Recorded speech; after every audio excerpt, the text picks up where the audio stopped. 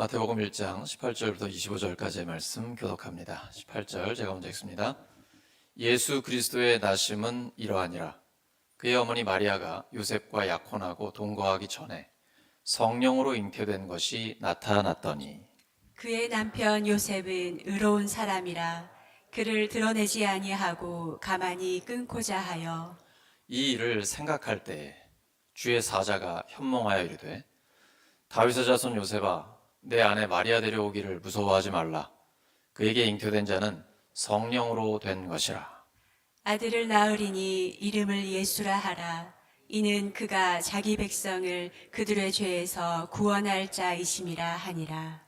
이 모든 일이 된 것은 주께서 선지자로 하신 말씀을 이루려 하심이니 이르시되 보라, 처녀가 잉태하여 아들을 낳을 것이요 그의 이름은 임마누엘이라 하리라 하셨으니 이를 번역한즉 하나님이 우리와 함께 계시라 함이라.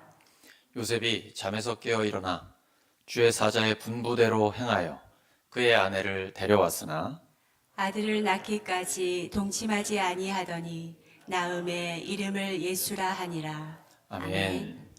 다시 복음 앞에 두 번째 시간 본능을 거스르는 순종, 본능을 거스르는 순종이라는 제목으로 하나님 말씀 전하겠습니다. 요셉 새신랑입니다. 최근에 제가 결혼식 가서 기도도 하고 또 축사도 하고 했는데요. 새신랑이 첫날 밤에 신부와 함께 동침하지 않았습니다. 믿어지십니까? 마리아는 임신을 한 상태이기 때문에 동침하지 않을 수 있을 것 같습니다. 제가 남자 입장에서 볼 때 이제 막 결혼한 새신랑이 첫날 밤만 참은 게 아니고 몇 달이 될지 모르겠습니다. 그걸 계속 참은 거죠. 이건 거의 불가능한 일입니다.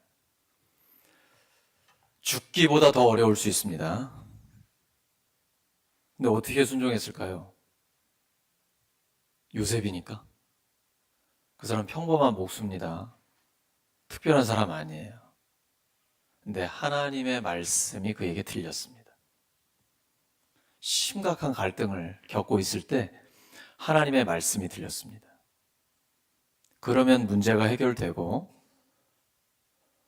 본능을 거스르는 순종을 할 수가 있습니다. 처녀가 잉태하여 아들을 낳게 된다. 그 이름 임마누엘이라 하리라. 이 말씀은 선지자 이사야에게 주신 하나님의 말씀이 실제로 이루어진 것입니다. 이사야 7장 14절 말씀이죠. 유다의 아하스 왕 시대였습니다. 우리처럼 남북이 분단되어 있습니다. 남유다의 왕 아하스고요. 그리고 북이스라엘, 그 더 북쪽에는 오늘날 시리아, 성경에는 아람이라고 되어 있는데 시리아가 있습니다. 첩보를 입수했습니다. 시리아의 군대가 북이스라엘 쪽에 주둔을 하고 있다는 겁니다. 그 말은 북이스라엘과 연합을 해서 남유다를 공격하겠다라는 지금 연합군이 형성이 되어 있는 것이죠.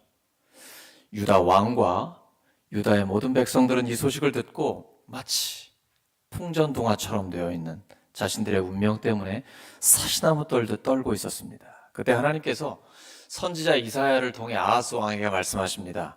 두려워하지 마라, 걱정하지 마, 정신 바짝 차리고 침착하게 행동해라. 저들의 연합군은 타다가만 두 부지깽이 같은 것이다. 절대로 너희들 이기지 못한다. 하나님께서 보호해 주시겠다라고 약속해 주셨습니다. 아하스 왕, 너 주님께 그 징조를 보여달라고 부탁드려라. 그때 아하스 왕이 이렇게 대답합니다. 저는 하나님께 징조를 구하지 않겠습니다. 하나님을 시험하지 않겠습니다. 언뜻 들으면 믿음 굉장히 좋은 것 같죠? 정반대입니다. 하나님의 약속을 믿지 않기 때문에 징조를 구하지 않은 것입니다. 이사야 선지자는 꿰뚫어 보고 있습니다. 왕, 당신 그동안은 백성들을 그렇게 힘들게 하더니 이제는 하나님을 시험하고 있는 것입니까? 하나님의 인내력을 언제까지 시험하려고 하는 것입니까? 하나님께서 친히 징조를 보여주실 것입니다.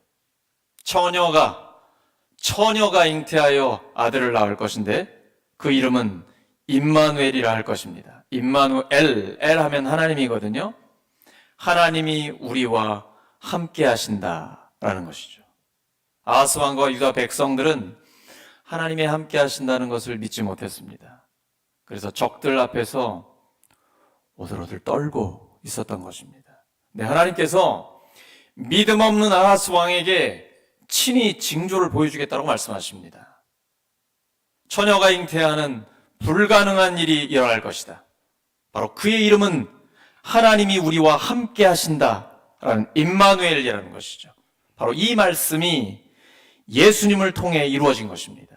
예수님께서 이 말씀대로 성령으로 잉태되어 이 땅에 오셔서 하나님의 말씀을 이루어 주신 것입니다.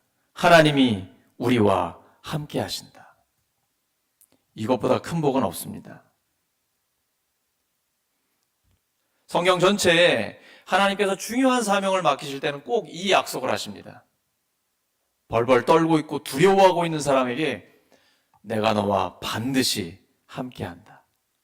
그 약속을 들으면 두려움 없이 그 어떤 상황과 반대자들이 있다 할지라도 담대하게 나아갑니다. 그리고 하나님은 약속대로 이루어 주십니다. 오늘도 마찬가지입니다. 임마누엘, 하나님이 우리와 함께 하신다라는 약속을 그대로 이루어 주셨습니다. 하나님의 말씀을 들었을 때 요셉은 하나님 앞에 순종했습니다. 만약에 순종을 안 했다면 우리의 구원에는 큰 문제가 일어났겠죠. 하지만 하나님의 말씀을 정확하게 들으면 순종하게 되어 있습니다. 그 말씀에 순종했을 때 예수님이 태어나셨고 그리고 예수님은 우리의 모든 죄를 씻어 주셨습니다. 예수님은 마구간에 태어나셨습니다. 호텔 아니었습니다. 말 구유에 눕히셨습니다. 누구보다도 가난한 자리에 오셨습니다. 혹시 경제적으로 어려움을 겪는 분들 계십니까? 가난 때문에 고통스럽고 하나님 앞에 나아가는 것도 힘드신 분 계십니까? 걱정하지 마십시오. 예수님은 가장 가난한 자리에 오셨습니다. 우리의 고통을 알고 계십니다. 가난이 얼마나 무섭고 어려운지 알고 계십니다. 부요한 하나님께서 스스로 가난한 자가 되셔서 그분을 통해 우리에게 부요함을 주신 것입니다. 사랑하는 사람을 잃어버린 분 계십니까? 예수님은 사랑하는 제자 나사로의 무덤 앞에서 눈물을 흘리셨습니다. 혹시 배신당한 분 계십니까? 예수님은 3년 동안 아낌없이 사랑한 그 제자에 의해 돈 몇 푼 때문에 팔리셨습니다. 사람들에게 모욕을 당하는 분 계십니까? 예수님은 모욕당하는 것을 두려워하지 않으셨습니다. 침뱉음을 당하시고 뺨을 맞고 채찍에 맞으셨습니다. 힘이 없어서가 아닙니다. 우리 때문에 우리의 죄를 씻기 위해서 그 모진 고통, 모욕을 당하셨습니다. 그러나 모욕을 당하시고 모욕을 갚지 않으셨습니다. 오직 그 공정한 판단은 하나님께만 맡기셨습니다. 그리고 묵묵히 그 모든 고통을 다 참아내셨습니다. 어떻게 그게 가능할까요? 우리는 보지 못하는 부활을 보고 계시기 때문입니다. 우리는 지금 그 핍박과 모욕, 고통만 보입니다. 그런데 예수님은 그걸 넘어 부활을 바라보고 계십니다. 우리도 주님과 함께 부활할 것입니다. 부활의 몸을 입고 영생을 얻을 것입니다. 근데 이 땅에 살아가는 동안 부활의 역사가 나타납니다. 예수님 말씀하셨습니다. 나는 부활이요 생명이니 나를 믿는 자는 죽어도 살겠고 무릇 살아서 나를 믿는 자는 영원히 죽지 아니하리니 이것을 내가 믿느냐? 부활 바라보시기 바랍니다. 믿는 자는 부끄러움을 당하지 않습니다. 지금 비록 우리가 그 모욕을 참고 핍박을 견뎌야 할지라도 부활의 주님을 바라보시기 바랍니다. 믿음의 주에 온전케 하시는 이인 예수님을 바라보시기 바랍니다. 부활의 주님이 우리의 삶에도 부활의 역사를 드러내 주실 것입니다. 옆 사람 진심으로 축복해 주시기 바랍니다. 부활의 영광을 바라보시고 십자가의 고난을 참아내시기 바랍니다.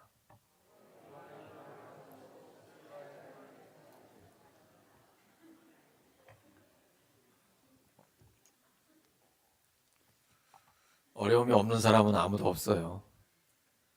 근데 부활하신 주님을 바라보기 때문에 우리가 넉넉히 견디고 이겨낼 수 있는 것입니다.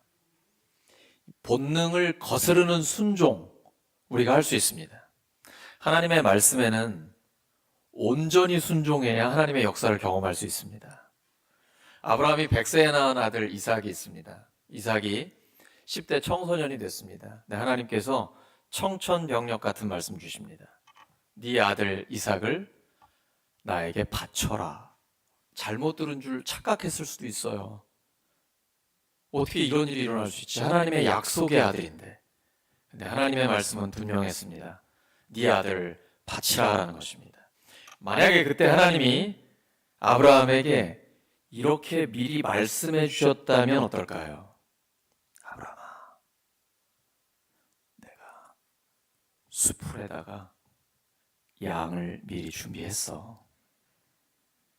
만약에 이 힌트를 주셨다면 아브라함은 여유만만했을 것입니다. 모리아산까지 갈 때 찬양하면서 갔을 겁니다. 왜? 어차피 양을 바칠 거니까. 네, 하나님은 미리 말씀 안 해주십니다. 이스라엘 백성들이 여리고성을 돌 때입니다.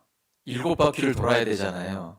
우리 같으면 한 바퀴를 돌면 병사 1명 떨어지고 2바퀴를 돌면 벽돌이 막 흔들리고 3바퀴 돌면 지진처럼 막 땅이 흔들리고 이런 일이 있으면 와, 하나님의 역사가 분명히 나타나겠다 이렇게 생각할 거 아니에요?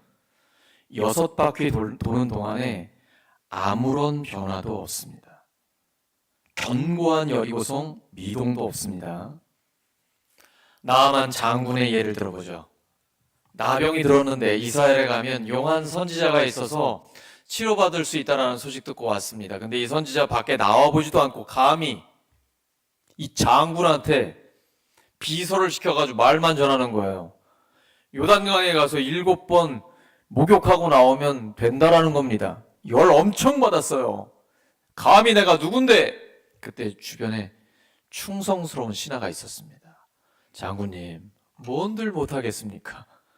씻는 게 뭐가 어렵다고 한번 해보시죠. 한 번, 안 그래도 열받는데 2번, 목욕은 한 번만 하면 됐지 무슨 7번이나 하라고 3번, 아무런 변화가 피부에 나타나지 않습니다. 6번째까지도 전혀 달라진 게 없습니다. 예수님께서 십자가에 달리셨습니다. 엘리 엘리 라마 사박다니, 나의 하나님 어찌하여 나를 버리셨나이까. 하나님 그때까지 침묵하십니다. 하나님은 미리 말씀해 주지 않으십니다. 아브라함과 롯이 소유가 엄청나게 많았습니다. 가축이 한데 모여서 있을 수가 없어요. 이사를 가야 됩니다. 나눠줘야 돼요. 아브라함 얼마나 갈등이 많았을까요? 내 재산인데 이걸 잘 관리해서 점점 더 불려야 될 거 아닙니까? 좋은 땅을 내가 선택해야지. 내가 그래도 삼촌인데 어른인데 내가 지금까지 이끌고 왔는데 마음대로 내가 선택할 수 있지 않겠습니까? 고독한 시간, 갈등이 있습니다. 하나님의 뜻은 양보하는 것인데 하나님이 아무 말씀도 안 하십니다. 그때 아브라함이 결단하죠. 롯아, 네가 좌하면 내가 우하겠다. 네가 우하면 내가 좌할게. 네가 먼저 선택해라. 양보했습니다. 롯은 철이 없죠. 저기 보니까 소알 땅 소돔 쪽이 정말 좋아요. 땅이 너무 기름지고 물도 많습니다. 삼촌, 제가 저쪽 땅을 선택하겠습니다. 아브라함이 기꺼이 보냅니다. 롯이 소돔 땅으로 가자. 그때 하나님이 나타나십니다. 그리고 하나님 말씀하시죠. 아브라함아, 동서남북을 봐라. 이 땅 다 너의 것이고 너의 후손의 것이다. 영원히 너희들의 것이 될 것이다. 그때 말씀해 주십니다. 하나님은 미리 말씀해 주지 않으십니다. 완전히 순종할 때 그때 하나님의 말씀이 들립니다. 여리고성이 그때 무너집니다. 나아만의 나병이 그때 낫는 것입니다. 하나님 앞에 온전히 순종하면 예수님께서 십자가에서 다 이루었다라고 하고 운명하셨을 때 그때의 부활의 역사가 나타나는 것입니다. 하나님은 주님의 말씀에 100% 순종할 때 그때 역사해 주십니다. 한 발은 세상에, 한 발은 하나님께 양다리 걸치면 절대로 하나님 경험하지 못합니다. 그런데도 하나님을 경험할 때가 있죠. 이런 걸 뭐라고 하죠? 하나님의 은혜라고 합니다. 뭐 로또를 맞았거나 이게 우연이 된 게 아니고 하나님의 은혜인 거예요. 근데 하나님은 하나님 앞에 100% 절대 순종했을 때 그때 역사하십니다. 이러한 본능을 거스르는 순종을 하려면 세 가지를 기억해야 합니다. 첫 번째, 상대를 배려해야 합니다. 마태복음 1장 19절입니다. 시작. 마리아의 남편 요셉은 의로운 사람이라서 약혼자에게 부끄러움을 주지 않으려고 가만히 파혼하려 하였다. 요셉은 의로운 사람입니다. 율법대로 지키기를 원합니다. 근데 율법대로 지키면 마리아는 돌에 맞아 죽어야 합니다. 그는 율법의 문자를 지키는 게 아니라 율법의 정신을 지키는 것입니다. 율법 정신은 단순합니다. 사랑이에요. 이걸 두 가지로 말씀드리면 하나님 사랑, 이웃 사랑입니다. 우리가 하나님을 정말 사랑합니까? 그러면 이웃을 살려야 됩니다. 우리는 본능적으로 자기 의의를 내세우려고 합니다. 나 믿음 좋은 사람이야. 나 신앙생활 이렇게 열심히 해. 우리 오래 신앙생활을 하다 보면 목회자가 제일 조심해야 됩니다. 의롭게 보이고 싶거든요. 경건하게 보여지고 싶거든요. 근데 신앙생활 오래 하다 보면 이런 마음이 다 들게 됩니다. 근데 실제로는 그렇지 못해요. 그래서 위선하게 됩니다. 겉과 속이 달라지는 것이죠. 속으로는 전혀 사랑하지 않는데 겉으로 사랑하는 척하는 것입니다. 속으로는 하나님의 뜻에 별로 관심 없고 내 욕심을 채우기를 원하고 내 뜻이 관철되기를 원하는데 겉으로는 하나님의 뜻을 따른다고 말을 하는 것이죠. 이게 외식하는 것입니다.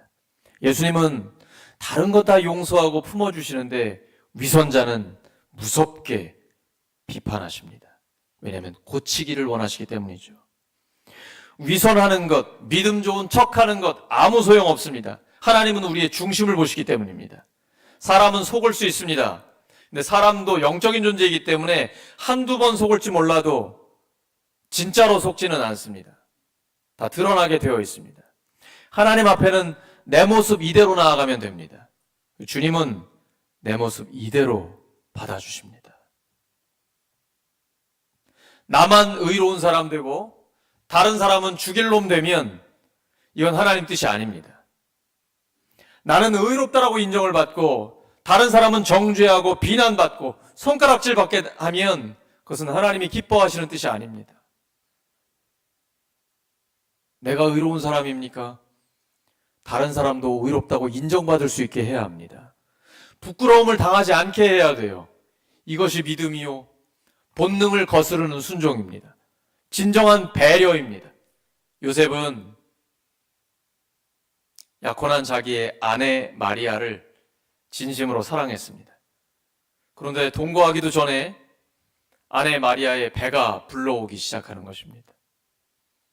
남자들 그걸 알았을 때 어땠을까요? 요셉은 그 첫 번째 감정이 엄청난 분노였을 것입니다. 왜냐하면 진심으로 사랑하기 때문에. 사랑이 크면 분노도 큰 것이죠. 근데 그는 그 분노의 감정에 휩싸이지 않았습니다. 그 감정의 충동대로 행동하지 않았습니다. 만약에 그랬다면 우리의 구원에 심각한 문제가 일어났을 것입니다. 그는 참고 기다렸습니다. 그리고 생각했습니다. 이게 중요합니다. 신앙생활은 생각이 바뀌는 것입니다. 성령께서 모든 것을 가르치시고 모든 진리 가운데로 인도하시며 주님 말씀을 생각나게 하십니다. 이 성령의 생각대로 나의 생각이 바뀌게 되면 그때부터 반전의 역사가 나타나게 됩니다. 요셉이 감정대로 충동대로 행동하지 않고 기다리며 생각했습니다. 그때 하나님이 천사를 보내셨습니다. 하나님은 절대로 서두르지 않으십니다. 절대로 늦추지도 않으십니다. 하나님의 때에 하나님의 방법으로 역사하십니다.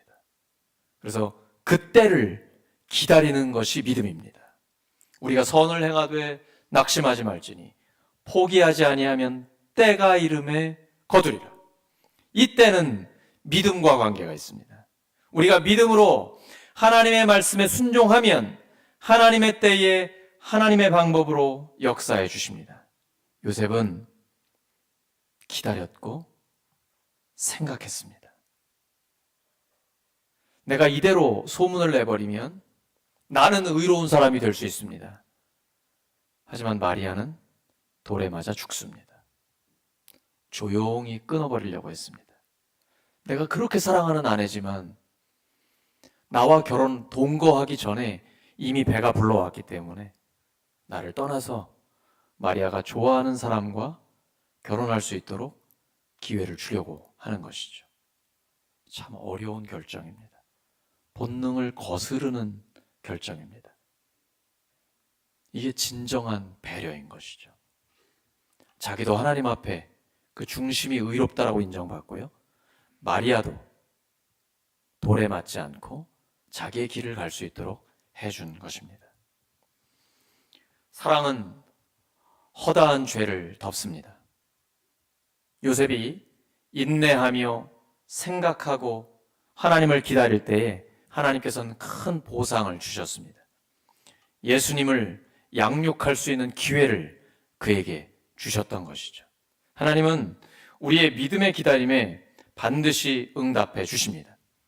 분노와 슬픔, 심각한 갈등 속에 있던 요셉이 하나님의 응답을 받고 일시에 문제가 해결이 됐습니다.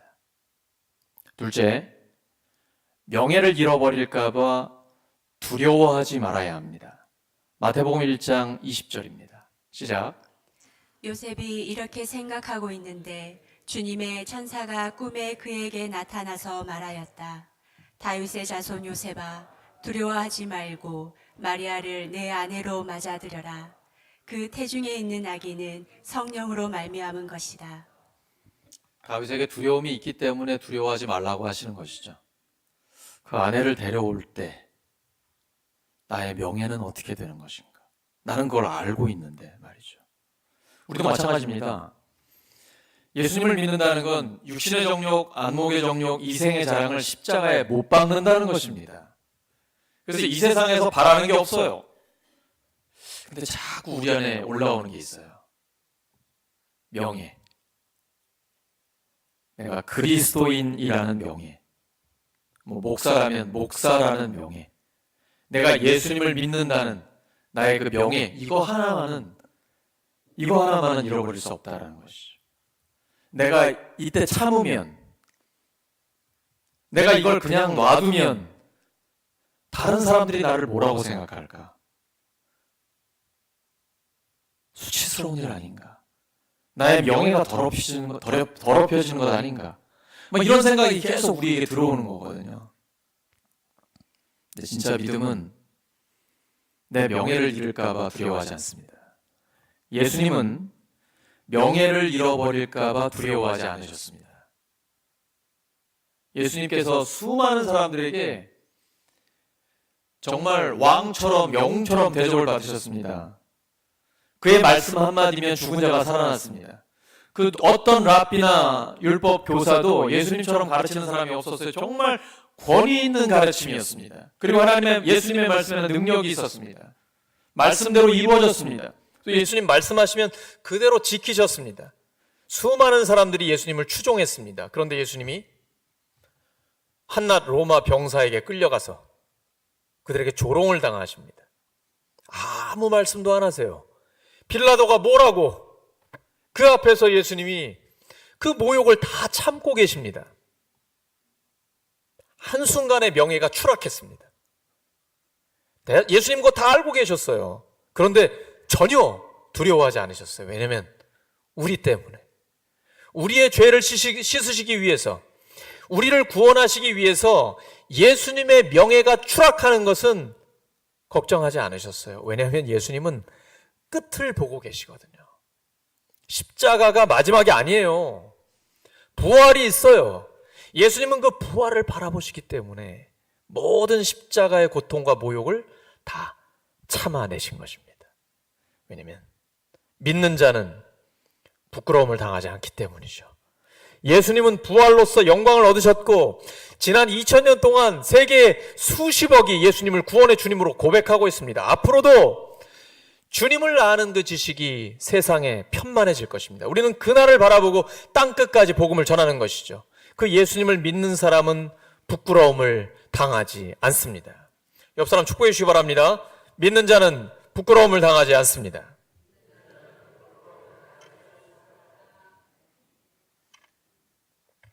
주님 우리에게 말씀하십니다. 두려워 말라. 내가 너와 함께함이니라. 놀라지 말라. 나는 너의 하나님이 됨이니라.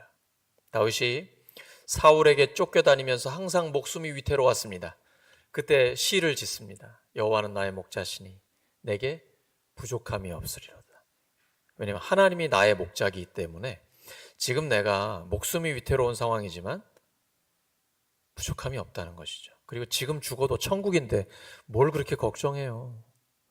사망의 음침한 골짜기를 다닐지라도 해를 두려워하지 않는다.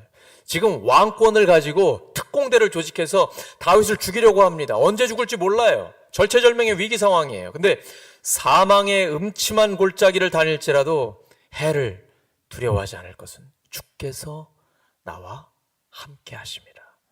이게 최고의 복입니다. 셋째, 임마누엘의 확신을 가져야 합니다. 마태복음 1장 23절입니다. 시작. 보아라, 동정녀가 잉태하여 아들을 낳을 것이니 그의 이름을 임마누엘이라고 할 것이다 하신 말씀을 이루려고 하신 것이다. 임마누엘은 번역하면 하나님이 우리와 함께 계시다는 뜻이다.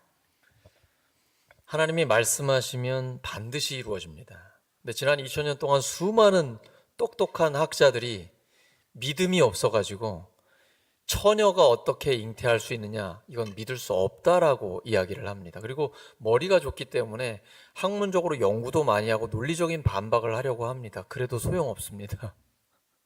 하나님께는 모든 것이 가능합니다. 무에서 유를, 그것도 우주 만물을 창조하시는 하나님, 죽음을 이기고 부활하시는 예수님께 불가능한 것이 있겠습니까?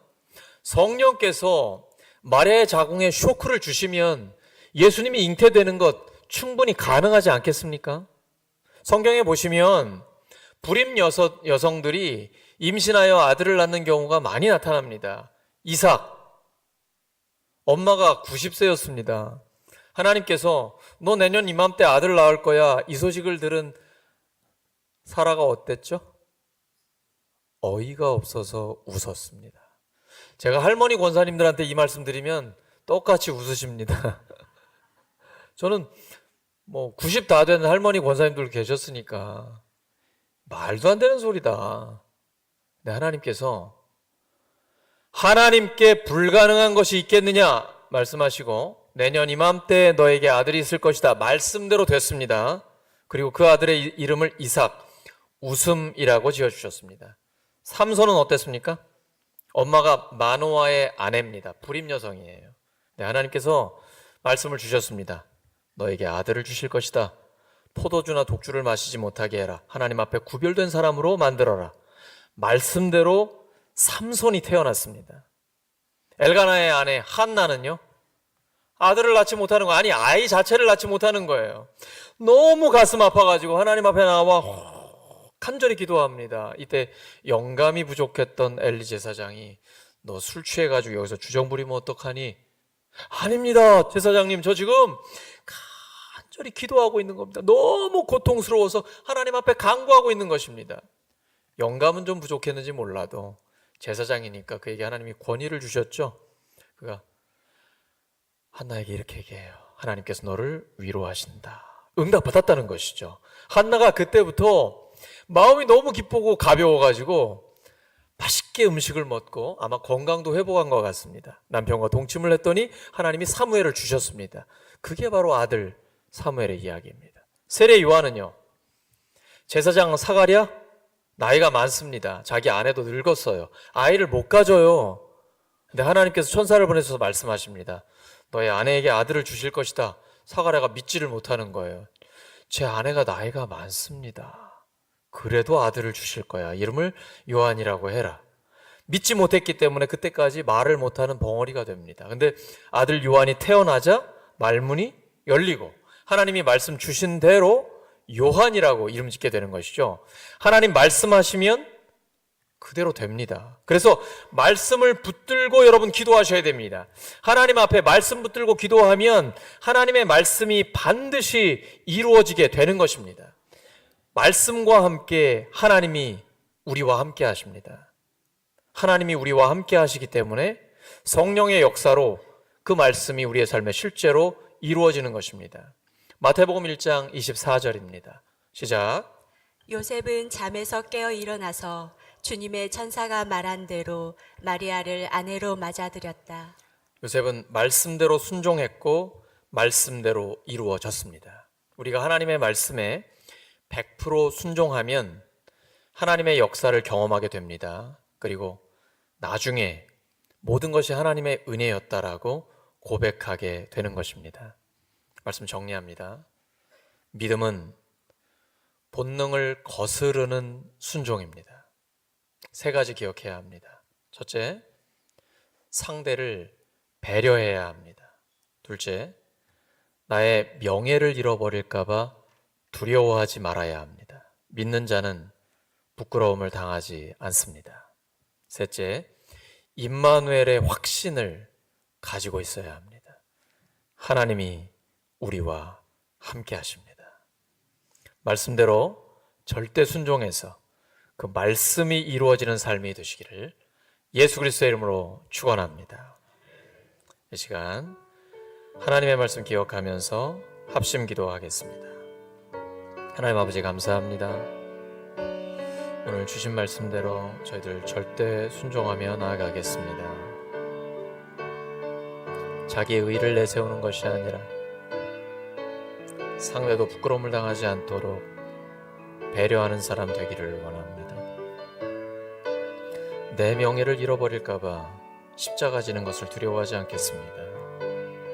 부활을 바라보며 나아가기를 원합니다. 주여 믿음에 믿음을 더하여 주시옵소서. 임마누엘의 확신을 갖게 하여 주시옵소서. 하나님 도와주세요. 말씀대로 순종해서 그 말씀이 이루어지는 저희들 삶이 되게 해주시옵소서. 하나님, 성령께서 늘 하나님의 말씀을 생각나게 해주시옵소서. 감사합니다. 도우시니 감사합니다. 역사해 주시옵소서.